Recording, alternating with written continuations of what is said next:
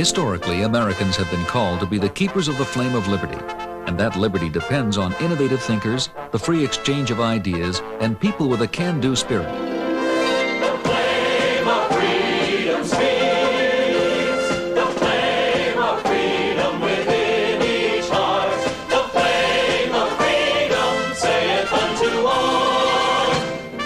Elizabeth Clare Prophet, noted author, lecturer, educator, and religious leader, interviews revolutionaries in every field who provide a missing dimension to the news that affects you. The forum you are about to see was filmed before thousands assembled at the Royal Teton Ranch in Park County, Montana.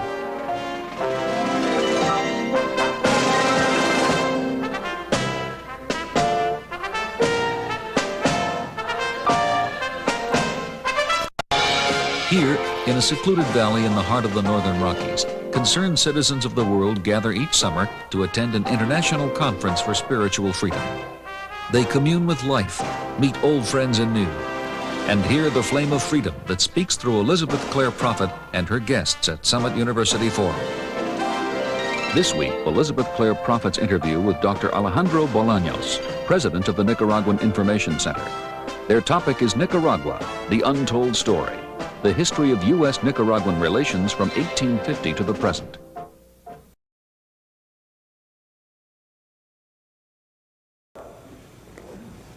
It's right next door to you. Don't kid yourself. This is not Vietnam. This is not Afghanistan. This is not the Persian Gulf or Lebanon. This is Central America. The Soviets already have bases in Cuba. One in Nicaragua gives them more control of the Caribbean. But they already menaced the Caribbean by being in Cuba. But by being in Nicaragua for the first time, they can have bases on the Pacific coast to hurt your fleet in San Diego or the Panama Canal. As long as you will have it, because you're going to give it up in a little while, before the end of the century. But that is not the important. That's important.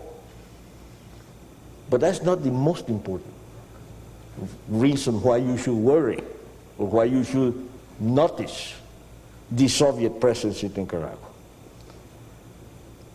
In my eyes, the main danger is that between the Rio Grande and the Panama Canal, in this short section right under you, there are now over 100 million people. I think the latest count could come close to 120 million. And there is a population explosion going on in there. They are not like you, having 1 or 2 children in each family, or perhaps none.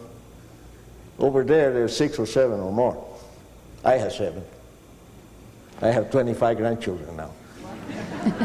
So we do have.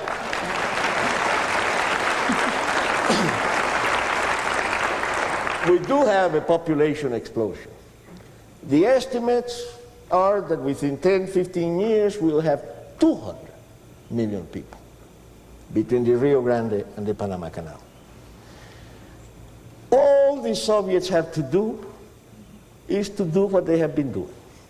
Keep the region in turmoil.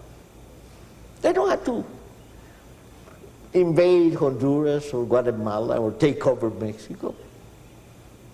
What for? They don't want to create an oil Pearl Harbor and make you wake up. That would be the worst thing for them to do, that you wake up. They want to keep you asleep. And in order to keep you asleep, they'll wait their time. And just think this. You have now 120 million people, the great majority of them in poverty, like you saw in Nicaragua. And this, I could repeat that in Honduras and Salvador and Guatemala and Mexico. You could have similar pictures. This is not a Nicaraguan problem, it's the entire region. Poverty, disease, social injustice, with all that that entails, and economic stagnation with a population explosion. So within 20 years or 15 years, these conditions are going to be, if they're bad now, they're going to be much worse then. You have more people and less wealth. Because what is happening now, if anybody has a little money in those countries, you think they're going to invest it there? They're not that crazy. The capital flight is tremendous to Switzerland, Canada, United States, whatever. And you are not going to keep pouring millions in there, and you won't need to pour, it will be billions, the ones you will have to pour to keep those economies afloat.